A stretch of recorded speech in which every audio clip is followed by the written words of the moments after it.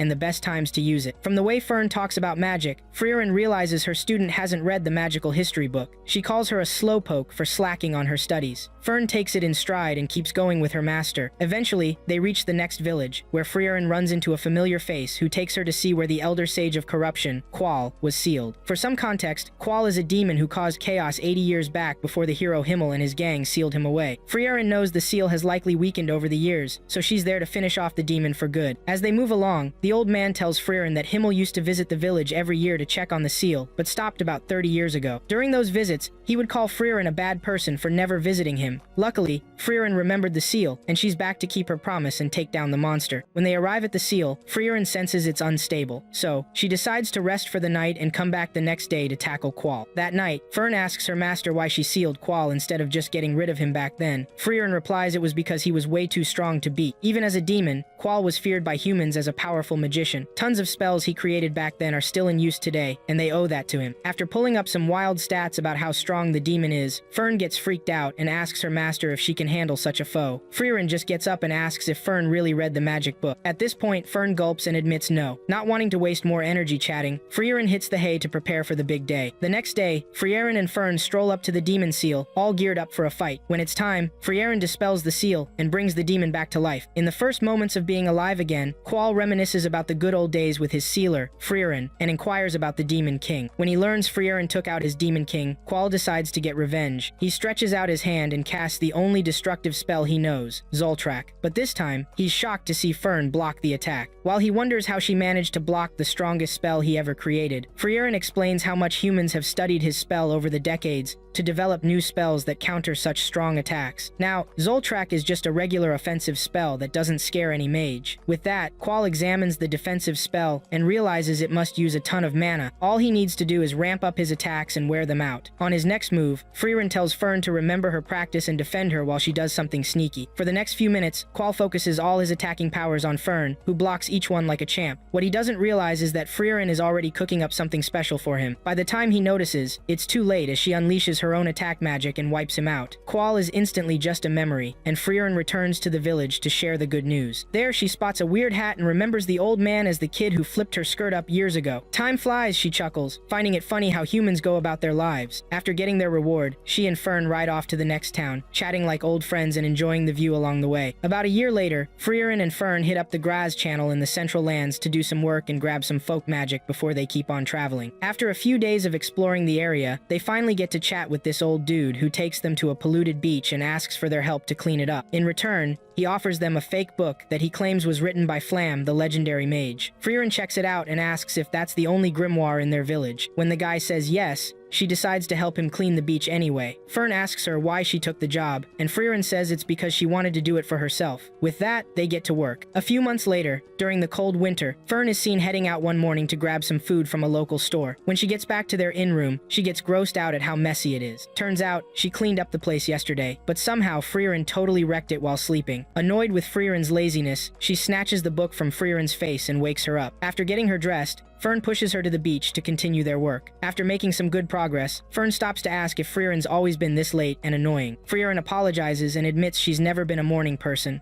Fern then asks if she ever got in trouble because of it, and Frieren says she did once. They carry on piling up the wood, and when they're done, they burn it and sit down for dinner that night. Their employer asks about their progress, and Frieren says they're almost finished. The guy politely asks if they can speed things up so they can wrap it up before New Year's festival, so they can all see the sunrise on the big day. Frieren just ignores him and keeps eating her food. The next morning while working, Fern asks Frieren if she's ever seen a sunrise before. Frieren says she's not really into sunrises and all that. To dodge more questions, she rushes through the work so they can finish up quickly. Over the following weeks, they hustle to get as much done as they can to clear the debris before New Year. After hours of hauling and burning dirt, they finally finish the job. Then, on New Year's Eve, they test the water quality until they confirm the work is done. That evening, the man visits them and makes Frieren promise to be there for the sunrise the next day. On the way back to the inn, Fern asks how Frieren is going to wake up so early, and she says she'll just stay up all night and crash right after seeing the sunrise. That night, Frieren reminisces, thinking about her friends from back in the day when they were younger. Very early the next morning, Fern wakes up to find Frieren still asleep. Before the sun comes up, she drags her master to the popular spot to see the sunrise, and makes her stand by the railings. Luckily, the sun is a gorgeous yellowish red over the sea and the town, but Frieren gets bored pretty quick and asks Fern to take her back. However, Fern points out that Frieren seems to be having a good time since she's been smiling the whole time. Realizing Fern is right, Frieren sticks around a little longer. Soon after, she remembers another moment with her friends when they visited Isen's family graves. At the graveyard, Hyder the priest kneels to pray for the souls who passed, wishing them safe passage to heaven. Back then, Isen didn't believe in heaven and argued against it. Thankfully, the priest managed to convince both Isen and Himmel to accept the comfort that comes with believing in heaven. Nearly 30 years later, Frieren shows up at the same spot with her apprentice and sees an old, wrinkly Isen praying for the same people again. She stops when she spots the dwarf and asks to hang out. Even though she's kind of rude, Isen still invites Frieren and her apprentice in. Over some tea, Frieren asks Isen what he needs so she can help him out. Isen tells her he's been writing to Hyder these past few years, so he knows knows Frieren asked Hyder the same thing ages ago before he kicked the bucket. Frieren pretends to be surprised, and Eisen points out she didn't know this because she never bothered to learn more about them. After some small talk, Eisen takes Frieren to Vol Basin, a place she visited long ago. When they arrive, Frieren asks why he brought her there, and he says it's so she can help him find the real grimoire of the legendary mage, Flam. Frieren fires off a few questions and soon figures out that Hyder has been making steady progress in his search for the real deal. They find themselves in a thick forest where the Viking dwarf tells them to scout for a big tree. After tossing around some random ideas, they finally get serious about looking for the tree. This time, Frieren thinks about Fern's feelings and encourages Eisen to hurry up so Fern doesn't get too mad at her, which makes Eisen chuckle a bit. A few weeks into their tree search, they finally get some leads. While chasing their clue, Frieren asks Eisen why he's so determined to find the grimoire. Eisen says it's because he feels bad for her. When she asks him to explain, Eisen remembers how sad she was at Himmel's funeral when she kept wishing she'd known him better. So, to help her connect with Himmel's spirit, he's going to dig up Flam's notes and figure out how to talk to the dead, since Flam wrote the process down. Frieren tells Eisen she doesn't care about seeing Himmel anymore and that those texts are just fairy tales. Eisen laughs and tells her that all magic started as fairy tales too, so there's nothing to worry about. Besides, he's already talked things over with Hyder. They came up with the plan together. The best she can do now is respect the plan. When they reach the big tree,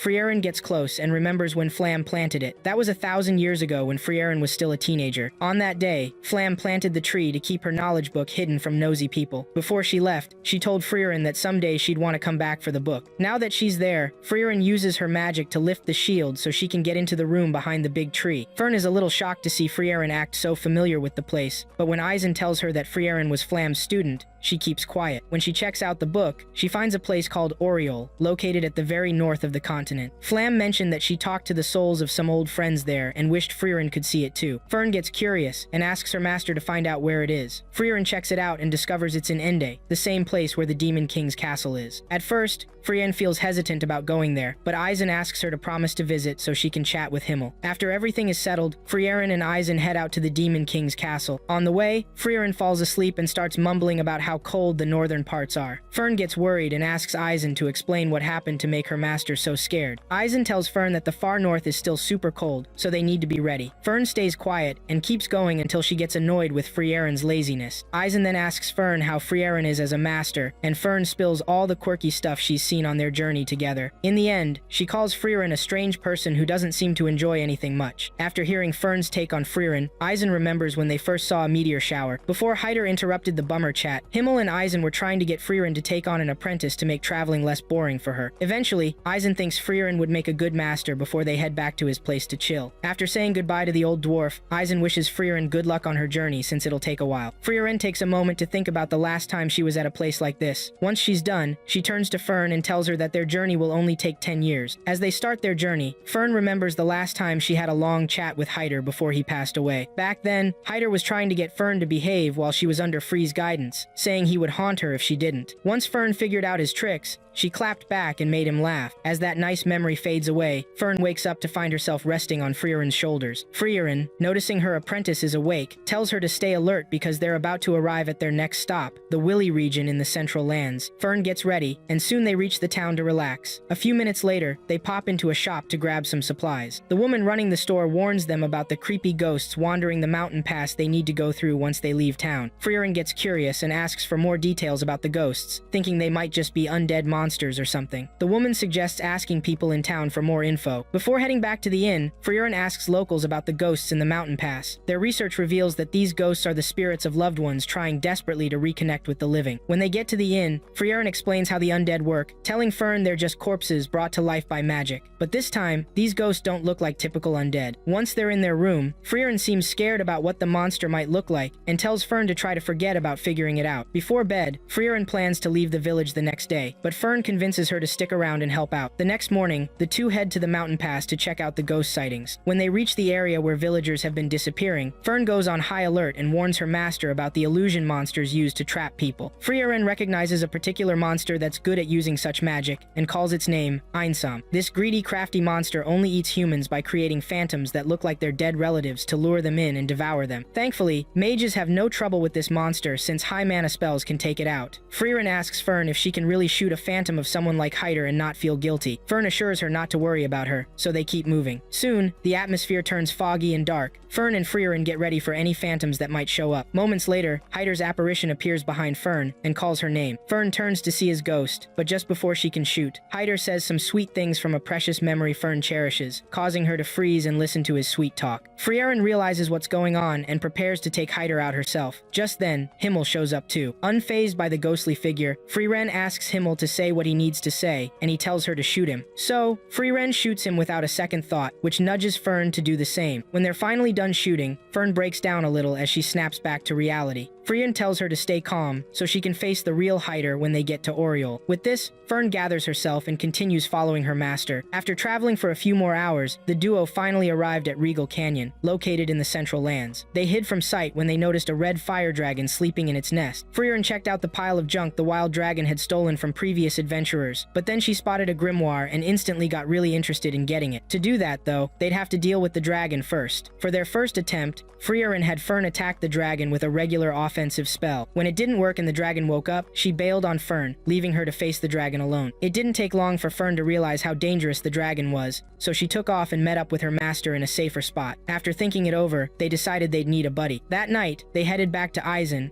and talked things over with him. Eisen told them to look for his former apprentice, Stark, who now lived in a village near the canyon. Frieren asked Eisen if Stark was a good warrior, but Eisen kept quiet. The next day, they finally made it to the village and searched quietly for the guy. Somewhere along the way, Fern asked about the grimoire in the dragon's nest, and Frieren said it had a spell that could see through people's clothes. As they argued about how useful that spell was, an old lady showed up and told them that Stark was looking for them. On their way to Stark's hideout, the woman shared the backstory of Stark, the hero. Turns out, the dragon attacked the village 3 years ago and left after a long showdown with Stark, who just seemed to come out of nowhere. After hearing such a brave story, Frieren and Fern felt optimistic about Stark. When they finally got to his training area, they approached the lively redhead who tried to show off the scar he got from an earlier fight. Once he learned Frieren's identity, he got serious and asked if his master sent them to bring him back. Frieren explained that she needed his help as their frontliner to take down the fiery red dragon together. Before agreeing, Stark asked Frieren why she wanted that grimoire so much. Frieren told him it was because a friend complimented the spells she had, so that's why she wanted it. After hearing all that crazy stuff she just said, Stark finally agreed to help, but then asked Frieren if she could handle the dragon. Frieren replied that if he could keep the dragon busy for 30 seconds, she could whip up a spell strong enough to take it down. Stark then asked why he had to do that. At this point, Frieren just asked him if he had any experience fighting monsters. Stark then dropped the tough guy act and broke down in tears, begging Frieren to save his sorry life. According to him, he got super lucky 3 years ago when he froze until the dragon took off. Not long after that, the villagers decided to celebrate him and call him a hero. Fern was totally grossed out by his big display of cowardice and asked her master to ditch this guy, but Frieren just walked forward to check out the crack in the mountain behind Stark. After feeling it for a bit, she left and told Stark to get it together. Later that night, Frieren and Fern talked about Stark's heroism with the pub owners. When Fern got cocky with her comments, Frieren reminded her how pathetic she was during her first fight with monsters. Fern shut up and finished her food quickly. Soon after, Frieren headed to the inn and urged Fern to check on the idiot before going to bed. As Fern made her way there, Frieren recalled her meeting with Eisen weeks before and finally figured out Stark's backstory. Meanwhile, Fern arrived at Stark's training area only to find him working on the crack in the mountain as he continued his training. She called him out in disbelief, and Stark looked back at her. When she finally comes to her senses, she asks the guy why he's training so hard when he's dead set against fighting the dragon. Stark starts rambling, telling Fern he's just putting on a show because the villagers think just having him there is what's keeping the dragon away. Fern questions him about what he'll do if the dragon actually attacks the village, and Stark admits he'd have to defend it when that happens, but he also hints that he might just run away. He mentions the scar on his forehead is from his master, not the dragon, when Eisen was disappointed with him. Fern takes his rough hand and tells him she believes he'll stick around if the dragon attacks. Stark gets a bit awkward and asks if she's being cheesy. Fern explains her first encounter with a monster, saying that when it came time to fight, she was terrified at first and just ran. Eventually, she found her courage and took down the monster pretty quickly. She tells Stark that his determination to protect the village is real and strong enough to take on even 10 big dragons if it means keeping them safe. After she leaves, Stark thinks about what she said and solidifies his own determination. Fern returns to the inn and shares what happened with Stark with her master. The next day, they head back to Stark's training spot but are bummed when he's not there. After trying to get Fern to play tag with the dragon, Stark finally shows up ready to get to work. Before the fight, Frieren asks asks him why he cares so much about the village. Stark replies he's grown to like the people there over the last 3 years and would do anything to protect them. Once they reach the dragon's nest, Frieren sees Stark's hands shaking and chuckles a little. When Stark makes a fuss about it, she tells him she's laughing because that's how his master used to feel before facing any big opponent. With that, Stark moves forward and stands in front of the dragon, unsure of what to do. He knows he needs to keep the monster busy for 30 seconds, so he gathers his nerves to face the dragon. As he gets closer, he realizes something about his master. It's okay to be scared, as long as you have the guts to face your fears. Soon, the battle starts, and Frieren begins to see why Eisen had hit Stark back then. It turns out Eisen wasn't disappointed or mad at Stark. He was just scared of how much power Stark had, so much that he instinctively attacked young Stark out of fear. Eisen sees how strong Stark could become in the future and starts feeling really optimistic about his growth. Now in the midst of the battle, Stark does everything he can to defend against the dragon's attacks. When he gets the upper hand, he makes a powerful strike that takes the dragon down. With 30 seconds gone, Stark yells at Frieren to attack the dragon, but Frieren,